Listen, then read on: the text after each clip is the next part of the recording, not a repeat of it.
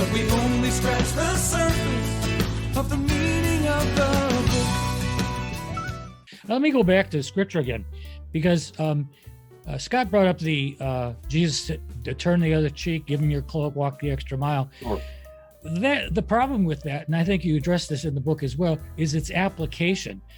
Christ's application for it was intended to be as an individual person, Right. not to understand it as a country or Right. appropriate authority making that decision Right. and saying, okay, you blow up one city, Right. I'll let you blow up another. I mean, so that's kind of the bizarre way those Right. passages Again, are applied.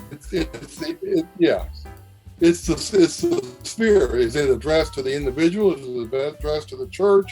Is it addressed to the state? Mm-hmm. We would argue that there are spheres of responsibility in the same way that the tax code has. Is it an individual tax code or is it a business tax code? And if you start applying one to the other, you're going to get yourself into a pretzel pretty soon. And so we would contend that yes, what is applicable for the individual or for the church may not be applicable in instances of the state. Well, that comes down to hermeneutics, doesn't it? It does. Understanding the scriptures the way it was meant to be understood.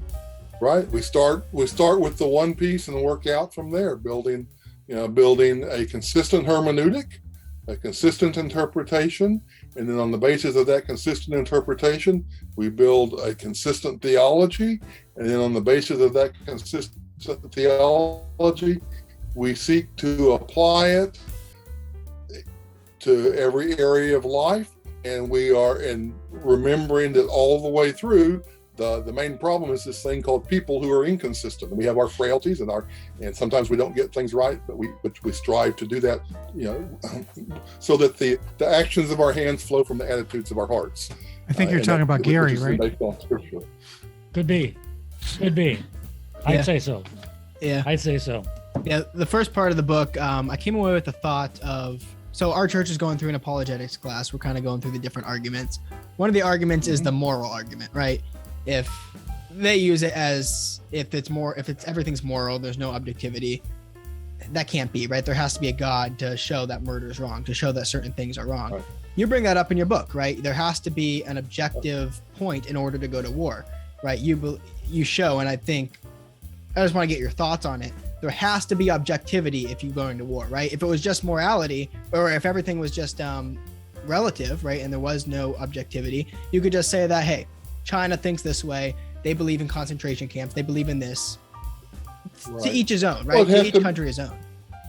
Right. It has to be based. We would say it has to be based on scripture and has to be based on interpretation of scripture. And anytime someone says we ought or we should in any realm of life, the first thing that should go up in your mind is by what standard. And we would contend that the standard of scripture and the interpretation of scripture. So yes, it has to be based on reason, on reason and on interpretation and reason of scripture, and rather than on emotion. Gotcha. So just because I want something, doesn't give me the right to tear down your fence and start planting daffodils in your yard. Well, I want to see more daffodils. No, there has to. Emotion doesn't satisfy the criteria for enlarging your boundaries, your nation's boundaries.